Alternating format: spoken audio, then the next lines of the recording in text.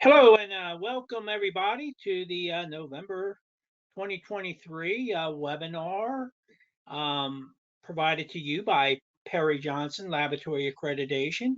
My name is Michael Kramer. I am the Calibration and Inspection Program Manager at PJLA. I'm happy to be presenting this month. The area we're going to look at is Section 6.6 of the ISO IEC 17025 2017 standard, which is the section on externally provided products and services. It's relatively a short section within the standard.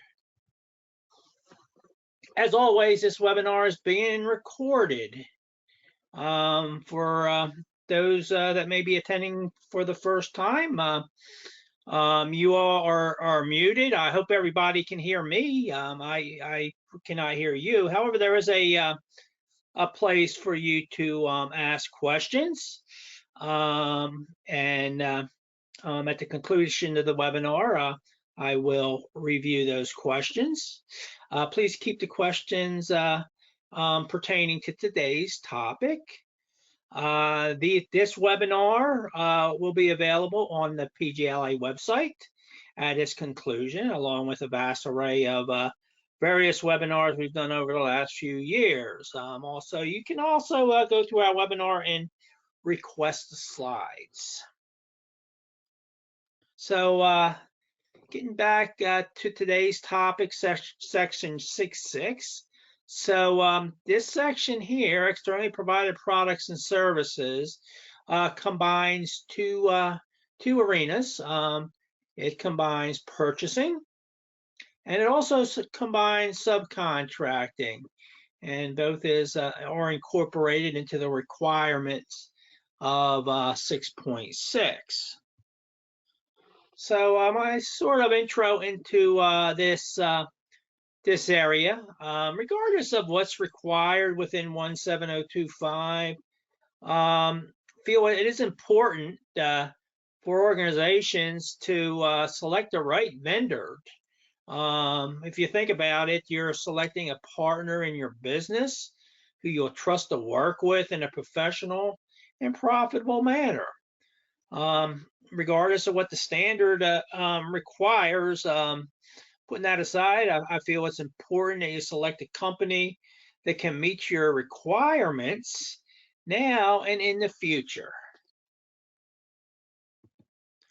So looking at the actual clauses within the standard, 661, the laboratory shall ensure that only suitable externally provided products and services that affects laboratory activities are used when such products and services. And these include things that are, as it says, that affect laboratory activities. So equipment, perhaps you utilize in your calibration testing arenas there. Reference materials, services could be calibration services, for example. So we're incorporating those that's depicted down here at the bottom of this slide. So again, 661, that affect laboratory activities are used when such products and services are intended for incorporation into the laboratory's own activities, i.e. your testing or calibration or sampling activities within your scope of accreditation.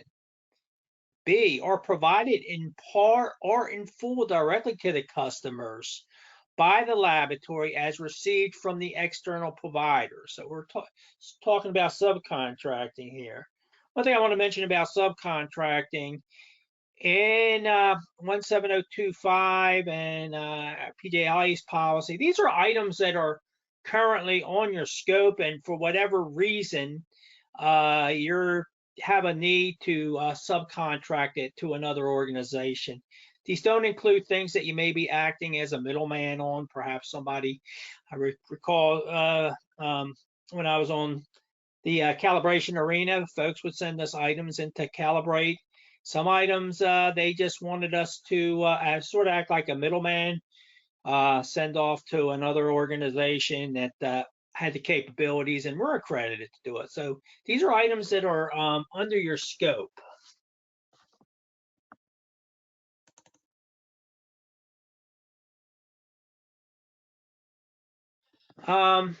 C, of course, are used to support the operations of the laboratory.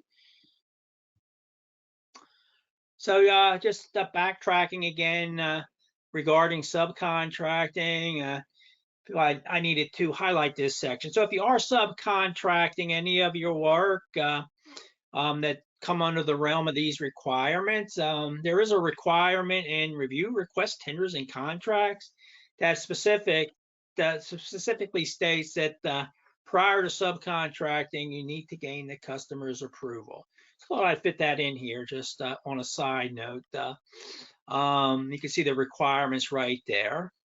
And you may not intend to subcontract, but the possibility things could happen, unforeseen circumstances. It's sort of caught on the catches the note here, which comes from the standard.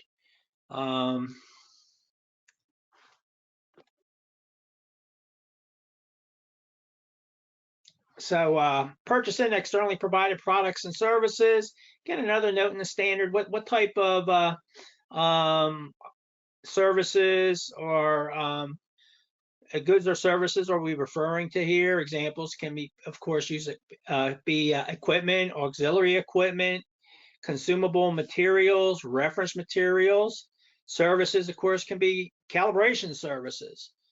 Perhaps you're a testing lab and you employ sampling services to go out and collect samples to bring back to your organization. Facilities and equipment maintenance services, proficiency testing services, assessment and auditing service. So I have a couple support functions down there. If you think about it, those folks, if you're accredited with Perry Johnson or even another accrediting body, we should be included in this section here, externally provided products and services. We're providing accreditation services. Perhaps you have an outside organization doing your internal auditing, proficiency testing, the utilization of a third-party provider, software, or sampling. 662, the laboratory shall have a procedure and retain records for. So we see that in the standard on several occasions, shall have a procedure and retain records. So once again, a procedure is something in place that tells your organization how something is done, and the record is the showing that it was done. So under 662, the laboratory shall have a procedure and retain records for A, defining, reviewing, and approving the laboratory's requirements for, externally provided products and services. B, defining the criteria for evaluation, selection, monitoring of performance, and reevaluation of the external providers. So that's a key element in here. Yes, if you recall back prior to the standard being revised, we operated under 2005. It said list those approved. Sort of strengthen these requirements when the standard was revised in 2017, and that you actually have to define the criteria, i.e., what is the basis of approving a particular supplier or subcontractor. C, you have to ensure that the externally provided products and services conform to the laboratory's established requirements, or when applicable to the relevant requirements of this document before they are directly provided to the customer. So for example, traceability. If you're utilizing a service of an organization for calibration and traceability is needed, then And 17025 accreditation would be a way to assure that they're meeting your requirements if you're required to also provide that traceability. And then D, taking any actions arising from evaluation. You accept them, you reject them. Monitoring of the performance and reevaluation of the external providers. So it's not a one-time event where you evaluate a supplier, you have a criteria in place. You also have to reevaluate and monitor your external providers as specified in 662D, taken out of the standard. So capturing a record and approved vendors or suppliers list can be utilized. However, the criteria used to approve the supplier would need to be captured. So if you recall, that criteria was a requirement criteria for approving a vendor or a supplier or a subcontractor. You have flexibility. Approved vendors list can still be used. I have seen approved vendors list expanded that also includes the requirement for the criteria. Let's say, for example, 17025 accreditation was the criteria, and then also perhaps that expires, which is a great tool for the monitoring. I want to make sure they keep it up.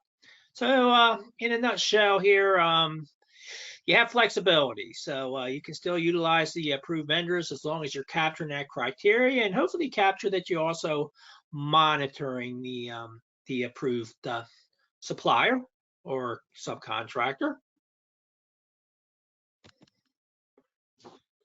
So I keep mentioning criteria for defining, evaluation, selecting, monitoring of the performance and reevaluation of the external providers. It can include things, which comes at the top of the list is accreditation in 17025.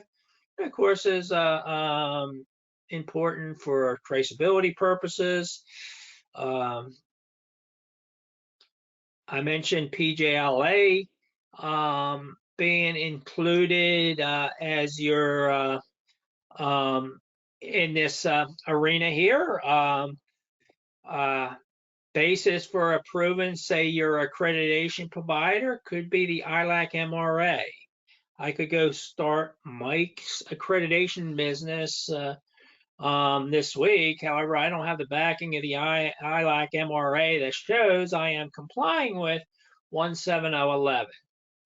Proficiency testing. If you're using a third-party provider, perhaps having 17043 as a criteria, which is a international standard for proficiency testing provider. Even ISO 9001, that shows assurance that your supplier has a quality system. Perhaps it's a supplier of a particular manufacturer of equipment that you use in your laboratory. That they have a quality system that complies to the 9001 standard, and hopefully perhaps certified by a third party registered.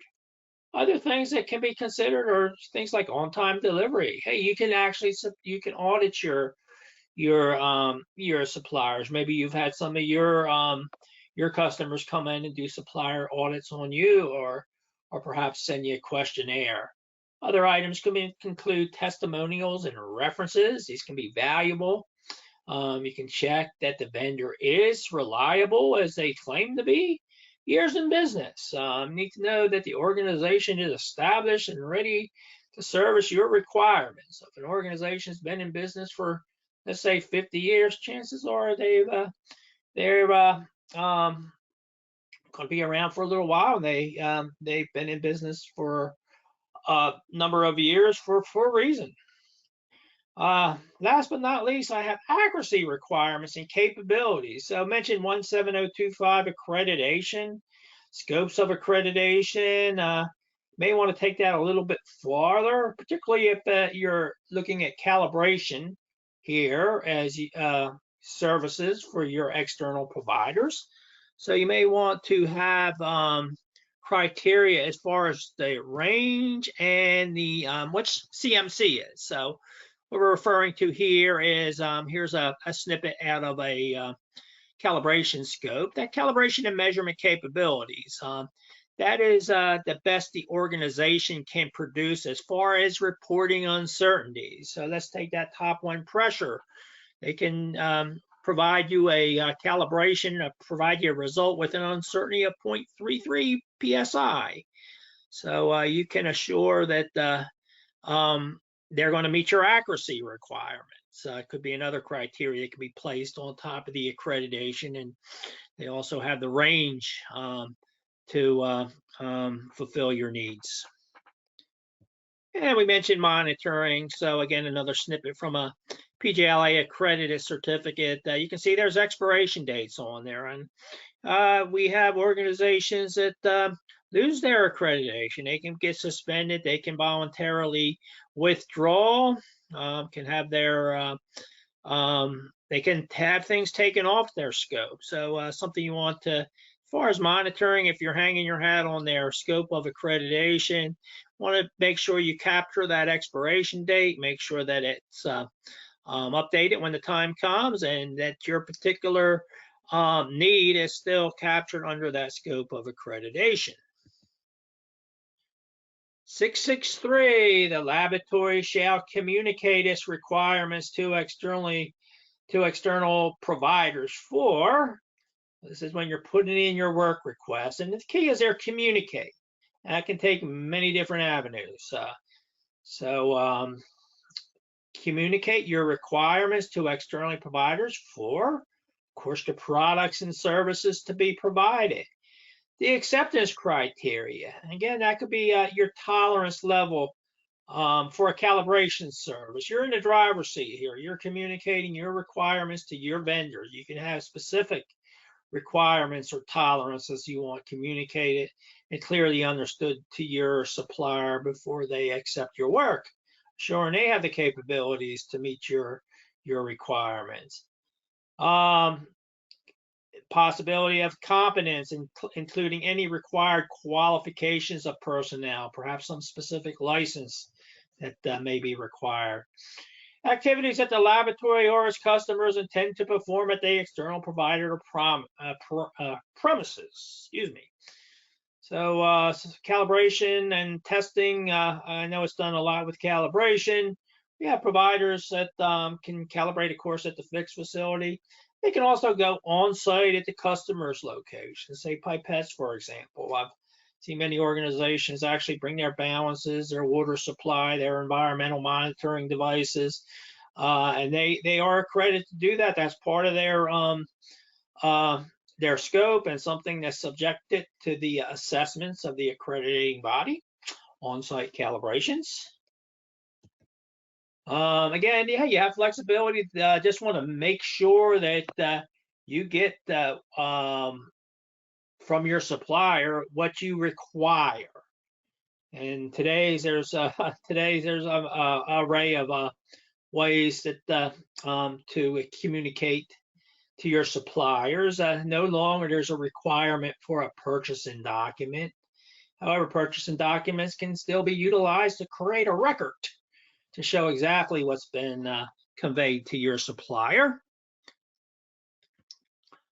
So you want to make sure enough detail is conveyed to your supplier and examined upon receipt to assure you got what you have clearly specified.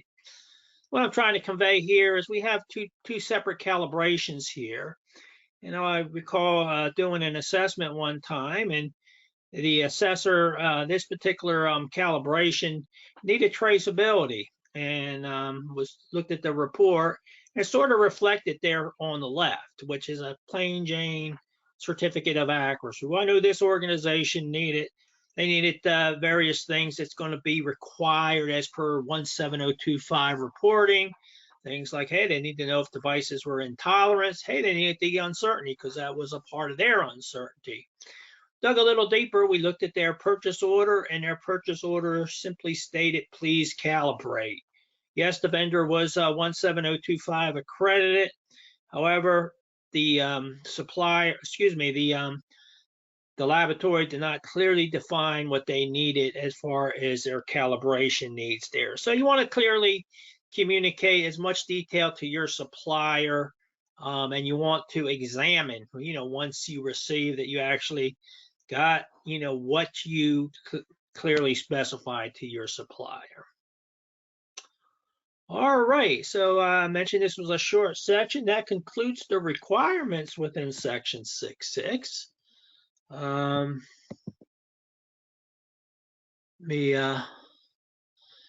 As I mentioned, there's a spot for questions. If you have any questions, type them in. I'm not seeing any coming across right now.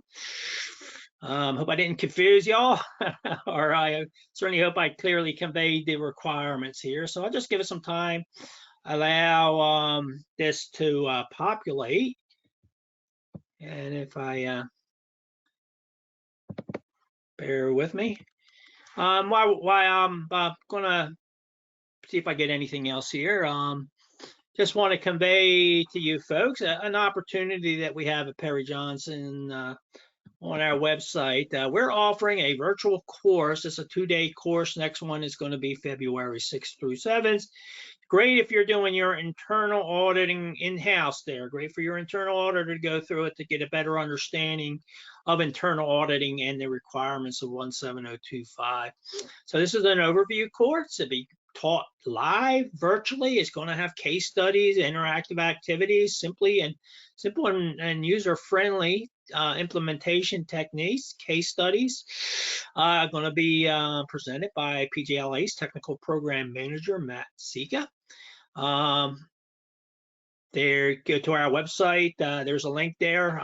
Go to PJLA, pjlabs.com, and simply follow the training tabs there. But great opportunity, and it's being done virtually, so do it right in the confines of your office.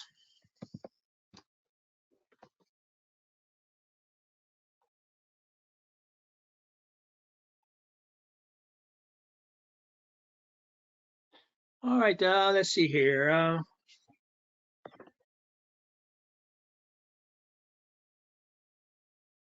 For proficiency testing, it is a requirement that a supplier is 17043.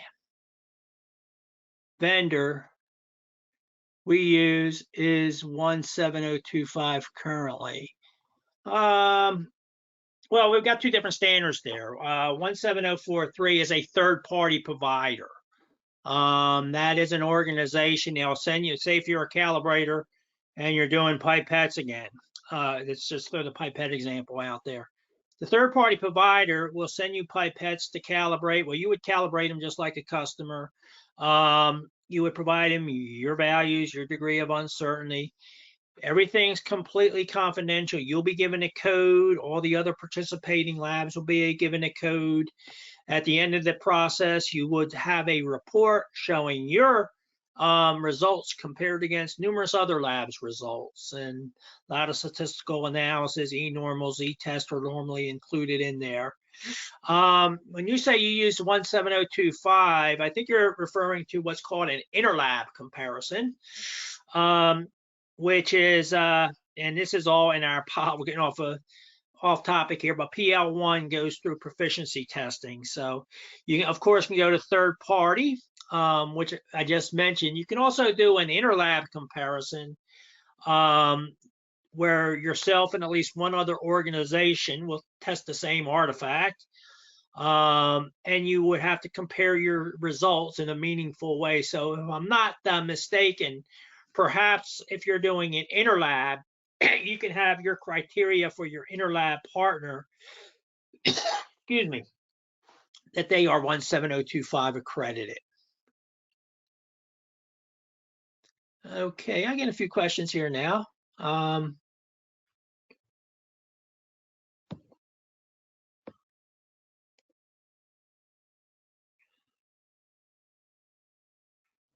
And this is, I guess it's an opinion. Is the scope of accreditation enough, or should an on-site audit of a third-party lab be done? Well, one thing with particularly organizations that are being accredited, excuse me, by an ILAC signatory, And I recall I've been in this this arena for a while, and I used to have customer audits. Customers come in, audit my lab. I was providing calibration services. Once we got our once we got involved with 17025, and one of the big things with 17025 accreditation, it's an international standard, particularly if it's a accrediting body under the ILAC MRA. So, ideally, if there's accredited, they are subjected to the assessments of the ILAC signatory, breaking down the barriers to trade, that sort of thing. The ILAC symbol is an internationally recognized symbol. So in my opinion, if an organization is already accredited for the services you need, and you review their scope, and I would suggest you get a copy of their scope of accreditation. I would say that would be enough, that the actual third party accrediting body is doing that internal auditing for you. And bear in mind, the accrediting bodies under the ILAC MRA, we're overseen by ILAC. We're assessed at regular intervals. We're assessed to a standard 17011. We also assess to assure that we are complying with ILAC's policy documents. We are a testing lab. It is interlab. Okay, so I guess that's a carry on from that first question. So, yep, you can have as a criteria for your interlab partner to be 17025 accredited. Would be a good criteria to have. We actually used to require that in PL1 accreditation.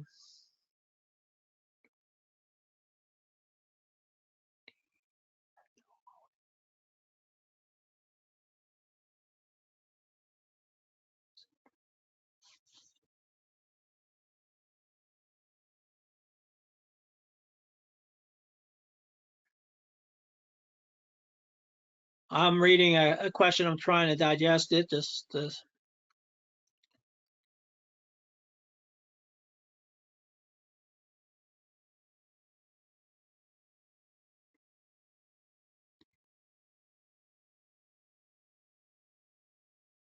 Do we need to have ISO certification for distribution of consumable items? Again, just like 17025, these programs, all the ISO standards, they're completely voluntary. Mostly they are customer driven. I would say, do you need to have ISO certification? That would be dependent upon your customers, or your customers requiring it. Or else you could utilize it just to improve your system and making sure that your system is operating appropriately. But as far as a requirement, or do you need to have, there is nothing mandating that as far as us having your accreditation. That's strictly a voluntary voluntary activity. However, it could be customer driven, customers requiring it. Like I mentioned, one thing with traceability, 17025 accreditation, that's a slam dunk as far as assuring traceability of your measurements. An organization should not be accredited if they are providing traceable measurements.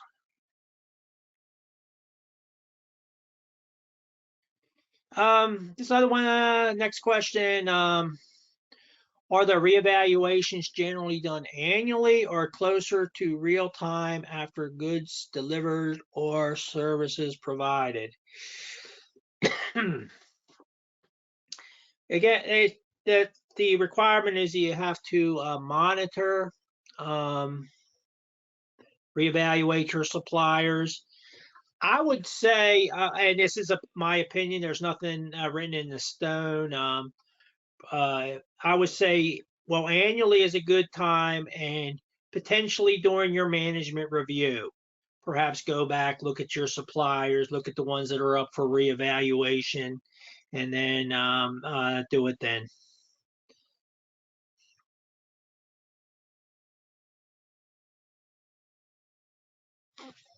All right, I think that's the end of the questions. There's one question go back and see if I can understand it.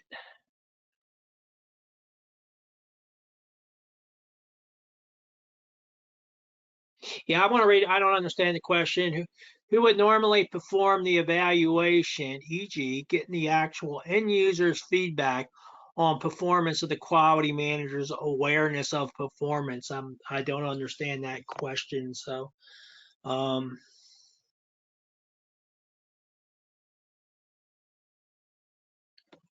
that's why I'm not really going to speculate on an answer for that one.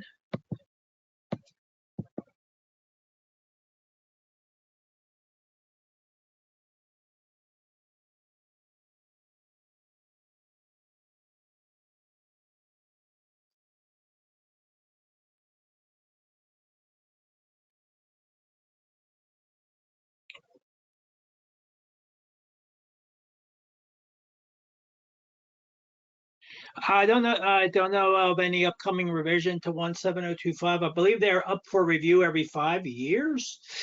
As far as anything coming down the pike here over the next few years, we would have known that by now. Okay, that appears to be the end of everything here. Again, I want to thank everybody for joining us. Hopefully, you found this information beneficial. Bear in mind the course coming up in February.